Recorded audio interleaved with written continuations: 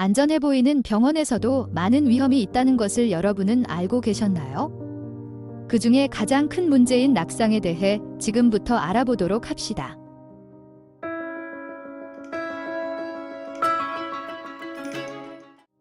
잠시 영상을 멈춰 보시고 다음의 표에서 본인이 몇 개나 해당되는지 확인해 보세요.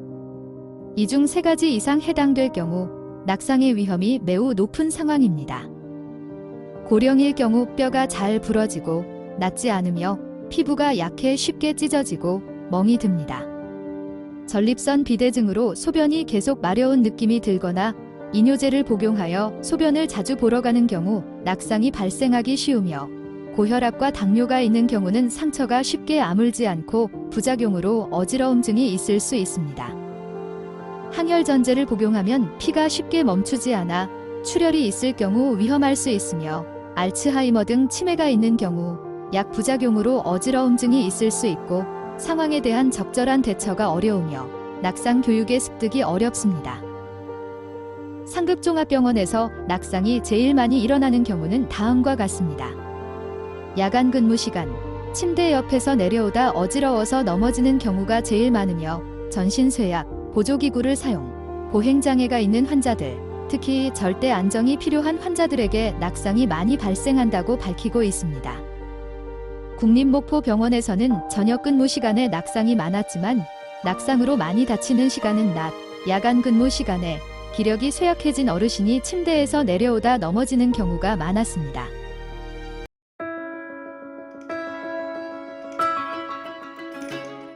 만약 넘어지는 사람이 100명이라면 안 다치는 사람이 60명, 약간 다치는 사람이 33명, 꿰매거나 부목이 필요한 사람이 4명, 중증의 손상이 1명입니다.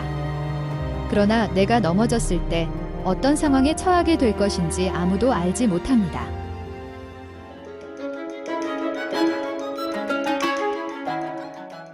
낙상의 사례를 살펴보면 평소 밤에 자주 소변을 보러 가는 환자가 취침등이 꺼져 있는 상태에서 화장실로 가던 중 어두워서 넘어지는 경우 낙상 감지 매트를 밟으면 간호사가 오는 것이 부담스러워 매트를 피해서 내려오다가 넘어지는 경우 침대에 앉은 채로 숙여서 물건을 꺼내려다 넘어지는 경우 커튼, 문 등 움직이는 물체를 벽으로 생각하여 짚어서 넘어지는 경우 변기에 앉는 등 쪼그려 앉는 행동을 하다 기력이 없어서 넘어지는 경우 기립성 저혈압 등의 이유로 어지러워 넘어지는 경우가 대다수입니다.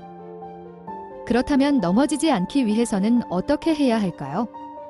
무엇보다 언제든 넘어질 수 있다는 생각으로 조심해야 하며 여러 가지 약물 부작용에 어지럼증은 흔히 있으니 움직이기 전 몸 상태를 점검하는 시간을 자주 가져야 합니다.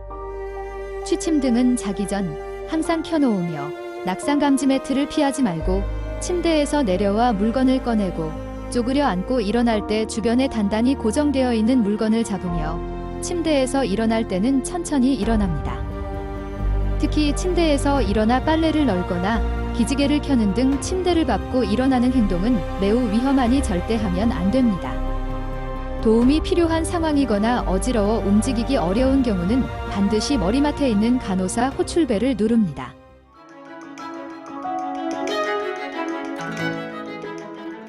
만약 넘어진 경우 바로 일어서거나 움직이지 말고 아픈 곳이 있는지 먼저 살펴봅니다. 아픈 곳이 없는 경우는 천천히 움직이지 않는 벽 또는 난간을 짚고 일어난 뒤 바로 간호사에게 알립니다. 그러나 아픈 곳이 있는 경우 절대 일어나거나 움직이지 말고 그 자리에서 바로 크게 소리쳐 주변에 도움을 요청합니다. 지금까지 낙상에 대해 알아보았습니다. 저희 병원과 함께 하시는 여러분, 항상 건강하시고 행복하시기 바랍니다.